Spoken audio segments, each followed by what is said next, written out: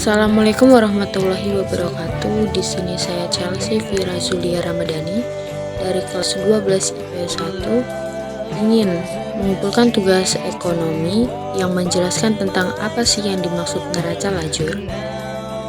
Di sini saya akan menjelaskan tentang yang pertama, pengertian kertas kerja atau neraca lajur.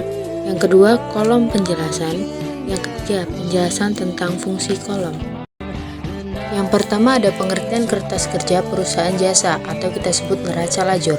Neraca lajur adalah kertas kerja yang berisikan kolom-kolom yang dibuat khusus untuk menghimpun semua data-data akuntansi yang dibutuhkan pada saat perusahaan akan menyusun laporan keuangan yang sistematis. Kemudian terdapat format bentuk pada keempat neraca lajur tersebut, yakni yang pertama neraca bentuk 6 kolom, yang kedua neraca bentuk 8 kolom, yang ketiga neraca bentuk 10 kolom, dan yang terakhir neraca bentuk 12 kolom. Di sini saya memberikan contoh neraca lajur yang berbentuk 12 kolom. Selanjutnya, di sini saya akan menjelaskan fungsi-fungsi pada kolom. Yang pertama ada fungsi kolom nomor akun, yaitu memudahkan pengolahan informasi keuangan bagi pengguna. Yang kedua, fungsi kolom nama akun. Fungsinya sebagai penunjuk, penanda, dan sebagai keterangan agar akuntan tidak salah dalam menginput jumlah serta. Sebagai penunjuk agar pembaca dapat mengetahui dengan jelas akun-akun mana yang dimaksud dengan jumlah sekian.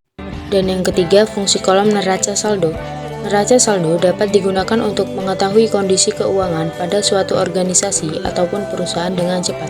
Kemudian yang keempat, ada fungsi kolom jurnal penyesuaian. Tujuan jurnal penyesuaian adalah mencatat pendapatan atau beban yang tidak diakui dalam satu periode.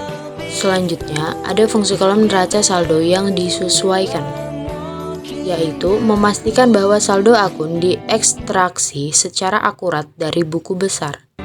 Lanjut, ada fungsi kolom laba rugi, yaitu fungsinya sebagai bahan evaluasi keuangan dari transaksi keuangan yang berjalan selama 1 bulan atau 1 tahun, baik transaksi yang menghasilkan kerugian maupun laba.